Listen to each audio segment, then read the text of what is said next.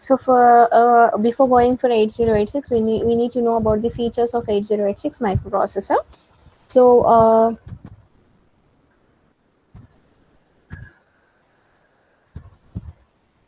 so it is color is red color.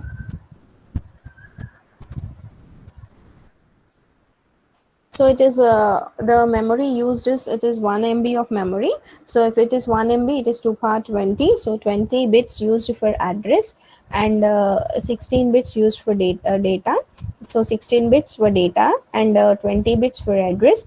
And here more powerful instruction set will be using. Each and every one we will be discussing in depth, ma. So high speed, it can support up to 64 KB input output ports, and it is a 40 pin dual inline package. So we'll be discussing about a pin diagram. So 8086, it is a 40 pin, and 8086 is designed to operate in two modes. One is a minimum mode and the other one is a maximum mode. This also will be discussing in a pin diagram. So in a pin diagram, the 40 pin dual inline package will be working in two modes. One is a minimum mode and the maximum mode. Minimum mode is a single processor is used. Maximum mode is multiple processors used for processing, for execution. So this is your architecture.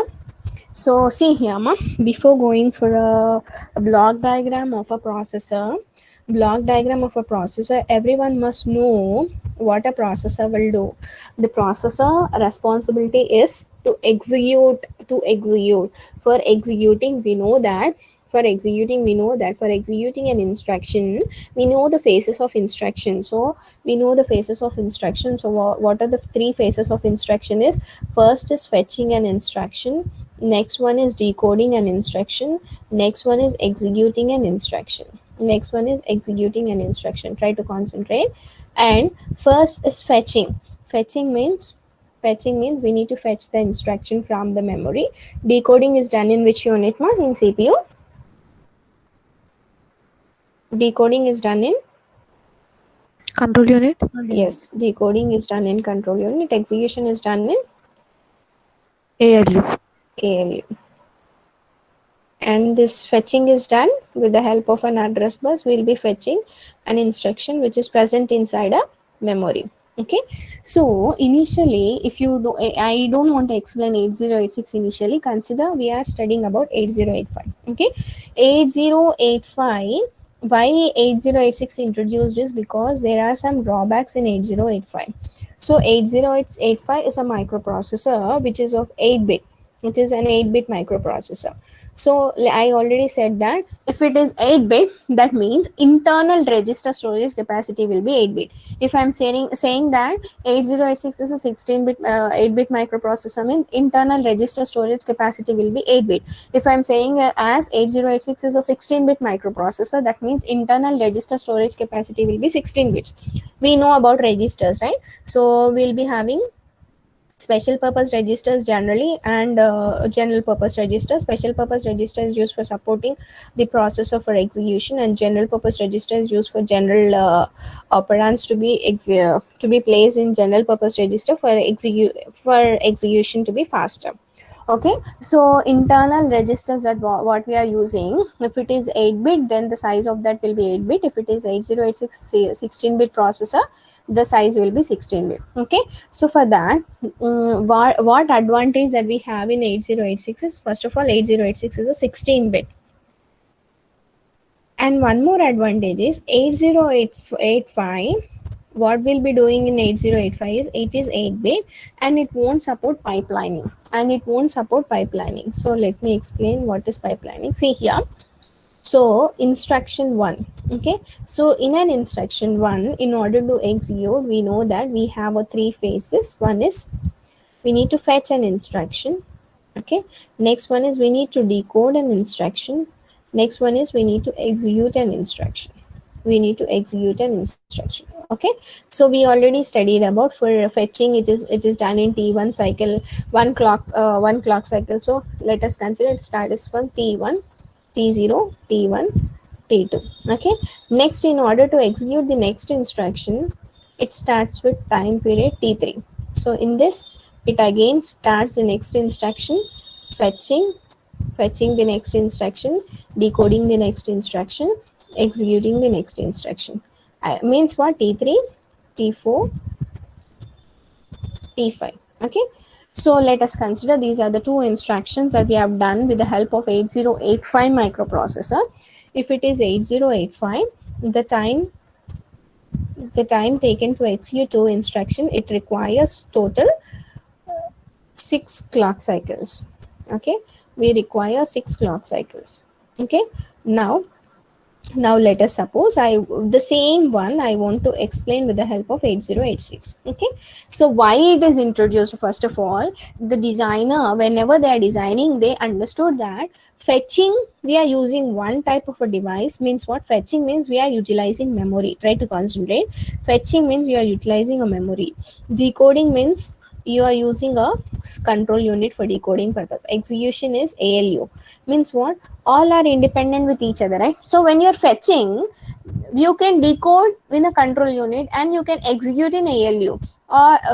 Based on this, they introduced one new processor called 8086 processor, where it is working independently. If one means entire block diagram is divided mainly with two, it is divided into two independent functional units.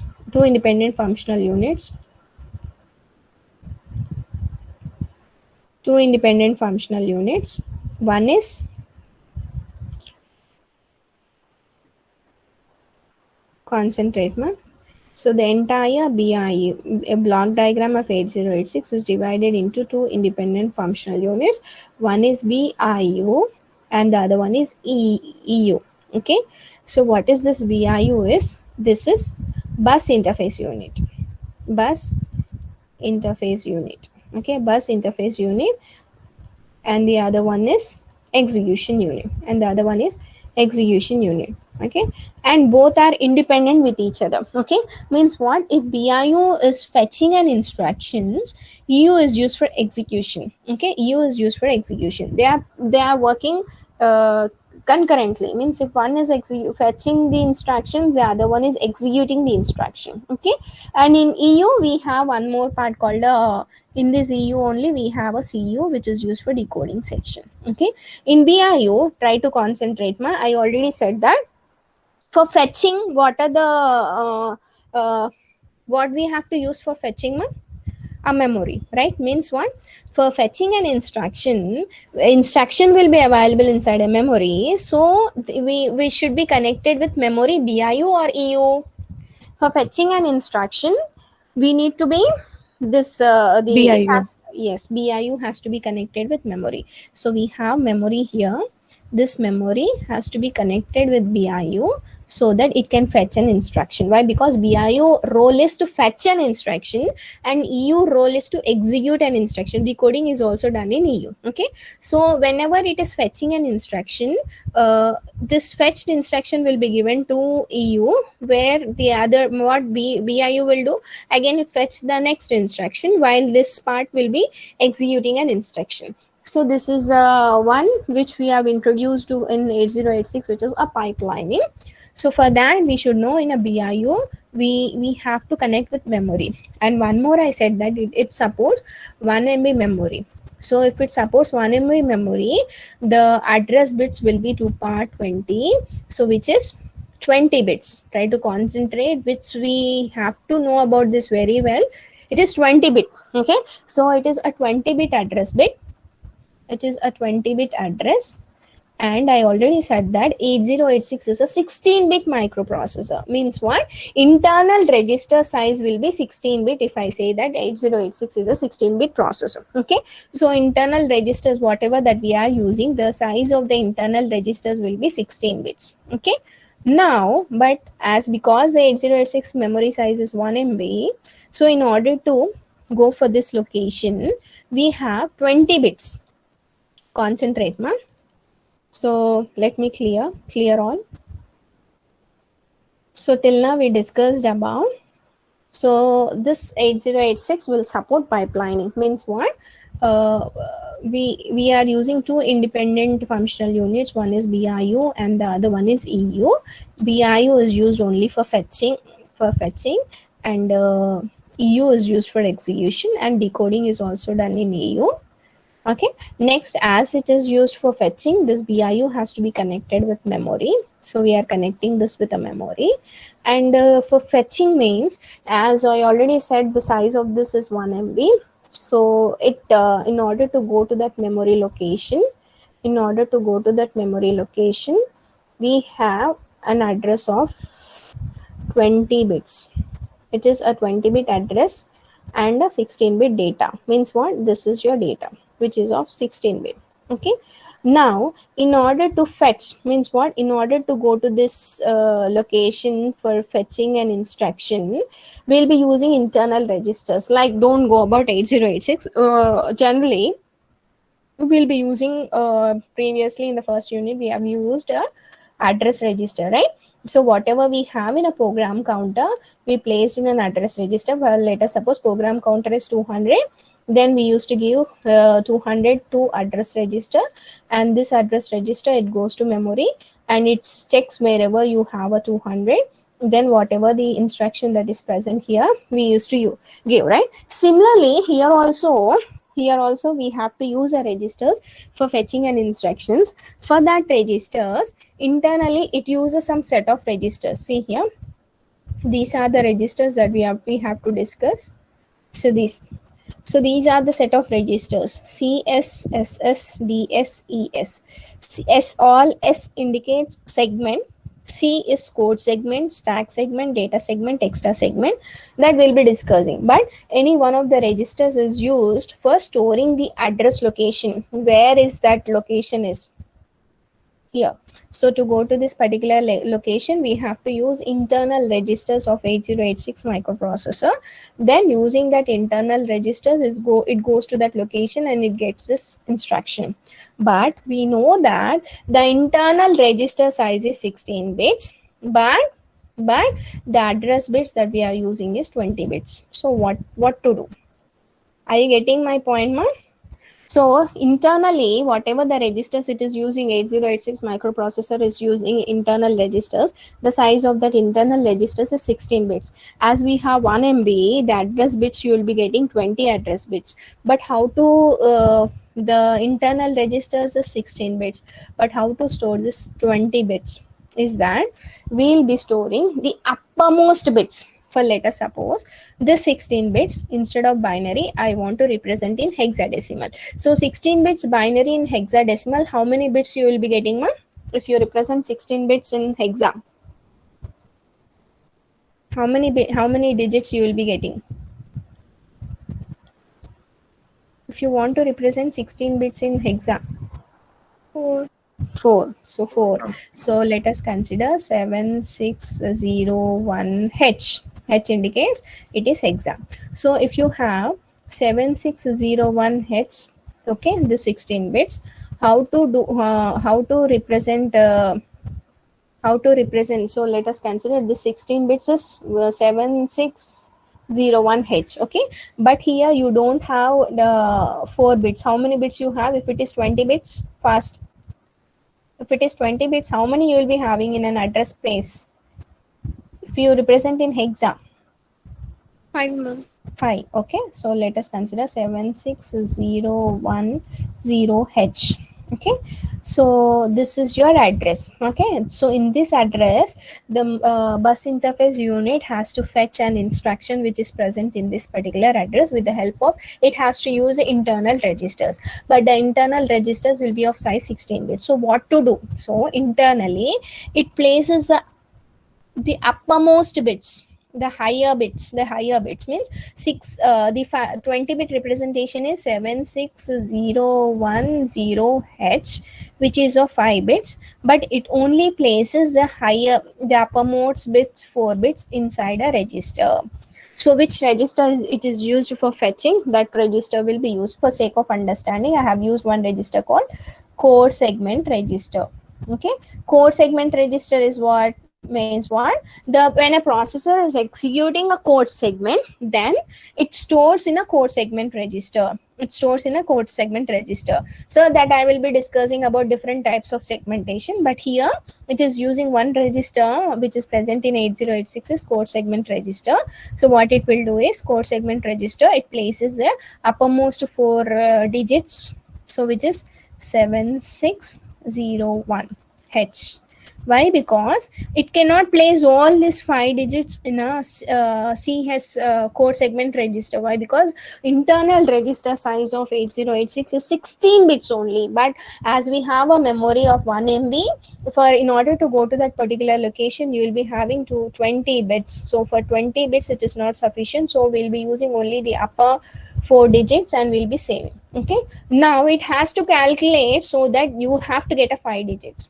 The BIU has to calculate the physical address. Why? Because BIU has to go to that particular location and it has to fetch that instruction. Then the fetched instruction will be sent to EU for execution.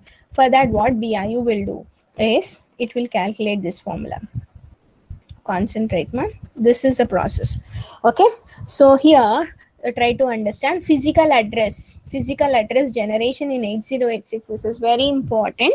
So here we have a 20-bit physical address is generated by adding 16-bit contents of segment register with 16-bit offset value. Okay, so what is the segment register, what is this offset value?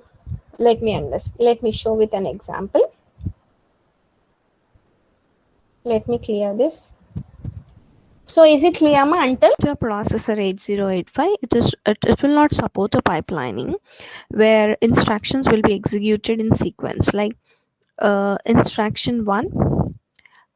The instruction 1 will be after completing the instruction 1, instruction 2 will be executed, instruction 3 will be executed. The timing will, let me see with the timing signals, T1, T2, T3. Let us assume, so within how many timing signals it will be completed. Okay, so see here, ma, let us start. In the first timing signal, the instruction 1, it is fetched. Next to timing signal, it has been decoded, first instruction, and it has been executed. Then only it starts in next instruction 2, fetching, decoding and executing. Fetching, decoding and executing. Okay, so the time taken is, let us consider the time taken is completely, it is the T6. Okay, timing signals it is required is T6. Okay, now let us take the same 8086 pipelining. Okay, so 8086 pipelining, let us consider instruction 1, instruction 2. So here we know that we have two independent units called bus interface unit and execution unit. Bus interface unit is used for fetching the instructions and EU is for decoding and executing. But for simplicity, let us consider U is for execution and BIU is for fetching. Okay, so here let us take the timing signals so that we can understand in how many timing signals it is completing the two instructions. Why? Because pipelining procedure is mainly, it saves the time, the execution time. The execution of the instructions will be fast when compared to without pipeline concept. Okay, why? Let me show an example. See here, when in this timing period, initially it fetches an instruction, first instruction. Meanwhile, once it has to fetch, okay, then only it can execute, right? So when it is fetching is completed, this is done by two independent units. So this fetching is done by BIU. Okay, so next, immediately once this is fetching is done, it sends to EU for execution. So it is doing EU. So meanwhile, this is EU, this E1 is done by EU execution unit. Now when execution unit is executing an instruction 1, meanwhile BIU will fetch the next instruction. So it is concurrent execution. When EU is executing instruction 1, so it is meanwhile BIU is idle, right? So what BIU will do? BIU will fetch the next instruction. The fetch next instruction. Why? Because both are not dependent. So BIU is used especially for fetching the instruction. EU is for executing. So when this is fetched, it sends to EU for execution. So whenever it is executing, what BIU will do?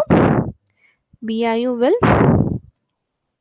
fetch the next instruction, and this will be EU will be executing. So here the time instructions is T3. Okay, so the execution time will be reduced because we are executing concurrently. So in this case it is like serial way. So once instruction fetching, decoding, execution has to be completed, then we are starting with the next instruction, fetching, decoding, executing. Whereas here we are fetching and we are sending to execution unit instruction 1. Meanwhile BIU will fetch, but this will not happen internally. BIU will have one more advantage called prefetch queue, 6 bytes prefetch queue. So let me show with an example. But the main problem, we have an advantage as well as disadvantage of pipelining also, but let me explain this. The time required for execution of, just now I discussed, no? The time required for execution of 2 instructions without pipelining. This is 8085 we can consider. We 8085 will not support pipelining. 8086 will support a pipeline. Okay. So BIU will fetch. So fetch 1, fetch 2, fetch first instruction, second instruction, third instruction. Meanwhile, once it is fetched, it will be EU will be executing. BIU will be fetching. EU will be decoding and executing. So D1, E1. So like that. So the time is saved here. The time saved is, so the time required for execution of 2 instructions will be reduced because of pipelining concept. So pipelining procedure saves time. See, but the problem here is the pipelining is efficient when when we are executing sequentially, when we are executing the instructions sequentially. But what happens if there is a jump or a subroutine call or a conditional? In such case, all the instructions, which are prefetched, all the instructions which we are fetched, where is this? Okay, all the instructions which is present in the instruction queue in advance, we have a concept called fetching 6 bytes. Okay, so 1 2 3 4 5 6. Okay, so when this instruction is went for decoding instruction 1, and it identifies after decoding that is a branch to a particular address called 200, then whatever the instructions which are present in 200 has to be placed in the queue, and this all has to be cleared. Okay, in such case, pipelining will not be working efficiently. Why? Because the in advance whatever the instructions that we fetched in the 6 bytes queue has to be cleared, and we have to place with the whatever it is pointing to a particular branch or a conditional gem. Okay, in such case we have a branch penalty when jump instruction executed. All prefetched instructions are discarded. That is the pipelining concept. See here, fetch, execute, fetch, execute, fetch, execute. Okay, so this is all about pipelining in 80. BIO, till now you try to concentrate. BIO is for fetching an instruction, EU is for executing an instruction. So how many instructions it can fetch in advance is 6. See here, this is an instruction queue.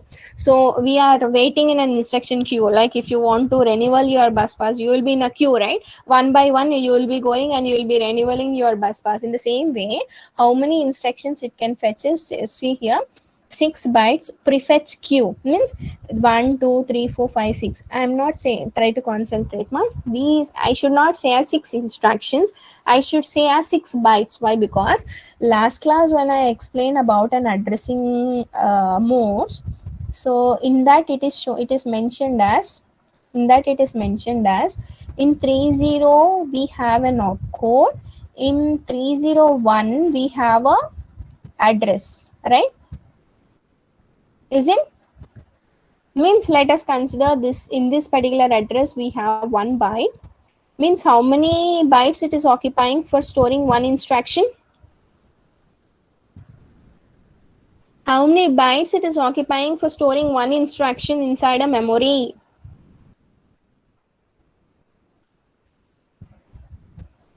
What happened, ma?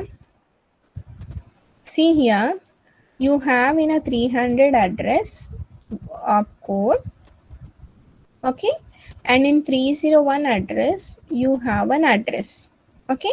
So you know that instruction format is opcode and address, okay. Opcode and address, you will be dividing opcode and address, okay. And let us consider, for sake of understanding, the data storage capacity is 1 byte, okay. It means 300 you will be having 1 byte, 301 you will be having 1 byte, like that. So in order to store an instruction, how many bytes it is occupying? Any bytes తీసుకుంటున్నాం అది? 2, ma'am. Yes, 2 bytes. In some cases, let us consider we have 300 and you will be having an opcode and address in the same location. Try to concentrate, okay. Now how many bytes this instruction is occupying? 1 byte. 1 byte. So don't consider that every time the instruction that the processor is accessing is only 1 byte or is only 2 byte or is only 3 byte. It depends upon the type of instruction. Why? Because you will be having like this, right? So move, if it is move a comma b, so means what? It goes to the memory location and it has to get that operand and it has to go to this a location operand in address location, and it has to, so they, based on the type of instruction, it either occupies 1 byte or 2 bytes or 3 bytes, so depending upon. So what is this is, in advance you can fetch 6 bytes. For simplicity, let us consider whatever that we are fetching, one instruction size is 1 byte, okay. So this, all the instructions that you are fetching, for sake of understanding, consider only 1 byte. Means what? In 300 you will be getting an opcode and address, in 301 you will be getting an opcode and address, in 302 you will be getting an opcode and the single instruction, okay. So the instruction size I am saying as 1 byte. Means what? You can fetch in advance 6 instructions. If a single instruction is 2 bytes, you can fetch in advance 3 instructions. So instead of that, it depends upon the type of instruction size. So instead of that, I'm simply saying I'm not an instruction, it's a byte, 6 bytes, okay. So let us consider 1 byte, and the size of an instruction is 1 byte, so you are fetching 6 bytes in advance, okay. So this is your, so why we are selected queue, why not stack? Stack is what? First in, first out. So whenever you are executing the program has to be executed in sequence, right? So if this is 200, this instruction has to be executed. Next 201 has to be executed. 202 content address has to be executed. Means what? This one has to be given to CU. Means this part, try to understand this, the above part is BIU, fetching is completed and it has kept in a queue 6 instructions, and 1 by 1 instruction it has to give for execution unit. So it is first going for CU for decoding. After decoding, it utilizes the general purpose registers, and with the help of this, it goes to ALU for execution and it stores the results, okay. So this is a process. So in whenever it is using this 6 instructions, it is using a concept called a queue, first in, first out. So once it is entered this one instruction inside this queue, this has to be given to control unit for decoding, and it has to go for general purpose register. Based on the values, it has to go for ALU for execution, and it has to store the result. So this is a concept. Now you must know, try to concentrate. We started with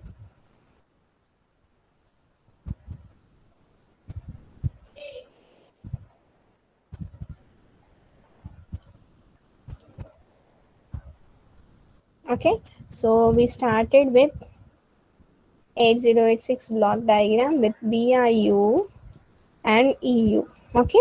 So BIU will be doing only one called fetch, and EU will do decoding as well as it will do execution. Okay, as we are doing fetching, this BIO has to be connected to memory. Until this, everyone clear? Until this? Yes, ma'am. Okay. Yes, So ma'am. BIO is connected to memory for execution, and BIO has to calculate the address. So which address, the instruction which it has to fetch, and it has to place in a queue. So this is we have studied about a queue. So this is a queue, and it has to fetch instruction, and whatever the fetched instruction that is there in that address has to be pushed inside this. We have to place inside this queue. How many we can is, we can insert 6 instructions if the instruction size is 1 byte. Okay, so this, so next is what, for that there is one problem. What problem? We have 20-bit address, we have a 20-bit address, but the internal registers that we are using in 8086 is 16 bits. Okay, so for that we have to utilize any one register inside which is present. Then with the help of that register, it will use an address bus. It goes to that address in, and whatever the instruction that is there, it uses a it inserts into the queue. So whenever it is doing, what it will be doing is, as the address bits it's 20, but the register storage is 16, it uses uppermost bits or lowermost bits, ma? Uppermost bits. Yes, uppermost bits. So let us consider the address it has to go is 56010H. Okay, so it uses this one. So it will be inserted in that 56010 will be left. This we cannot store. Why? Because the internal register storage capacity is only 16 bits H. Okay, but this is not the exact address that it has to fetch, right? It has to calculate this. Try to concentrate. We play internally, processor will place an uppermost, but finally we have to get this 5 bits, then only it goes to that particular location. Then only it goes to that particular location 56010H. Then it gets the data. Okay, so for that what we are doing is, we are calculating the physical address. So this is the one which we have to know very carefully. Summation. Okay, this, see here, the symbol which we have in this case and the one which we have similar, right? It takes 2 operands. ALU is what? From here and from here, it takes 2 operands, operand A and operand B, and it performs whatever the opcode that we mentioned, and it produces a result. But this is not the one. This is used for calculating the PA is physical address of a memory. For that, we will be using one of the registers which are mentioned here. So what are those registers? I will explain. See here, the default segment registers. We are using 4 segment registers. What are those 4 segment registers? Is core segment, stack segment, data segment, extra segment. Okay, so we'll be using 4 segment registers. And what will be stored in the segment registers? First question. So we are maintaining a segment, 4 segment registers. One is core segment, stack segment, data segment, extra segment. Core segment is used for storing the entire code inside a memory. Stack is used for stack operations. So all those instructions will be present in stack. Data segment is used for storing the data. Extra segment will be used when any of the segment is not sufficient, then it will utilize the extra segment. Okay, but what will be stored inside is, well, let us suppose, see here, I will stop, but what will be stored in those segments you have to know. So let us consider, you have the memory size of 8086 is 1 MB. Okay, so in this we have 4 segments. Previously when I explained about the first unit, I explained about memory is partitioned of 2. What are those 2? One, you will be having an instruction set, okay na? And the other, you will be having a data set. Instruction set means what?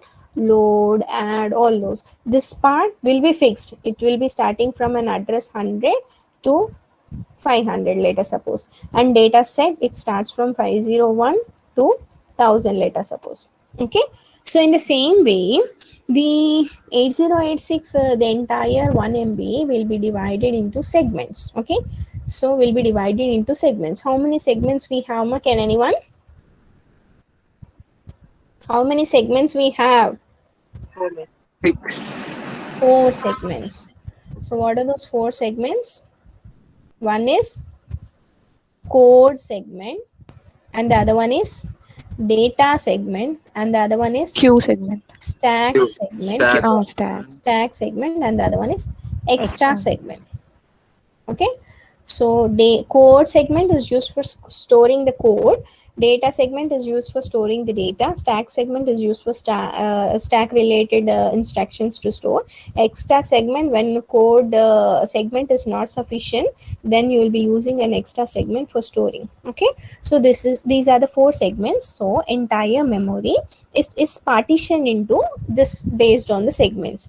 Again, we'll be dividing into 16 segments. At all I will be explaining, but according to your knowledge, think about, we are entire memory is partitioned with 4 segments. Okay, so what are those core segment? One is core segment, one is data segment, one is stack segment, and the other one is extra segment.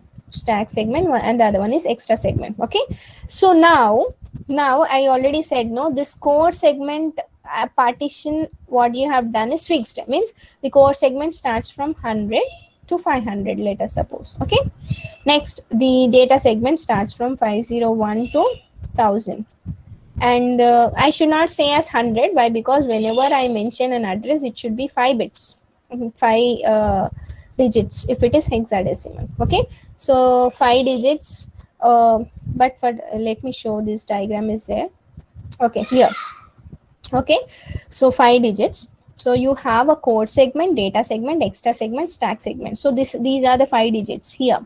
1 2 3 4 5. Okay, and it ends at this location, 44B9F, and it starts at this location and it ends at this location. It starts at this location and ends at this location. Okay, so see here, so whenever, so in this way you will be having 5 digits and it ends at one particular location, 10500. Okay, so here what is the use of this is, these segments is, it stores the starting address. Okay, means what I said, no, what is the use of these segments?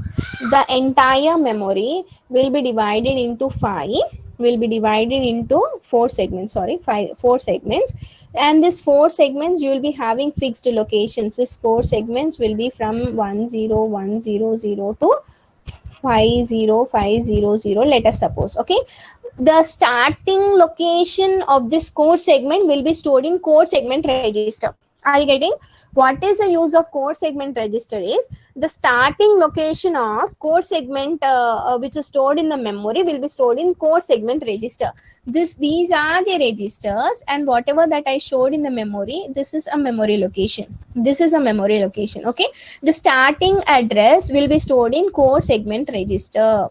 Okay, so what about data segment register? The starting address will be stored in data segment register, and stack segment register is, starting segment of this will be stored in the stack segment register. Let us consider 70100H is present in a stack segment, so that will be stored in a stack segment register. So what are these used for?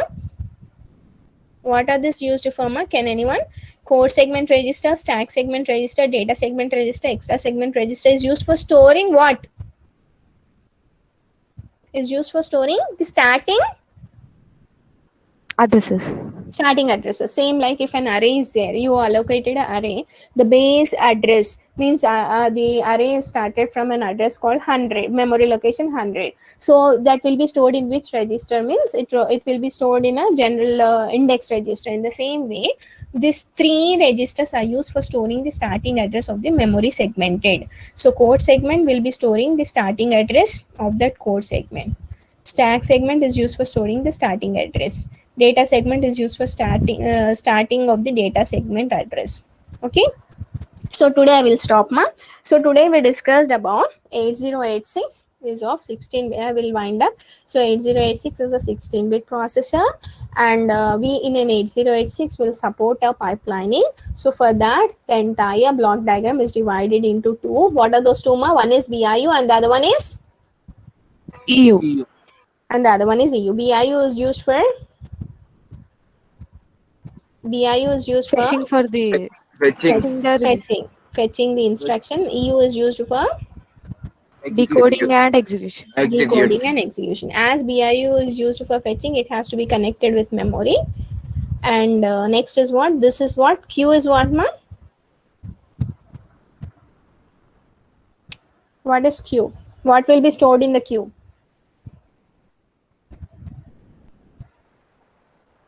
What will be stored Instructions. in the queue? Instruction. Fetch for the fetched instructions from the memory will be stored in a queue and will be giving one by one to EU for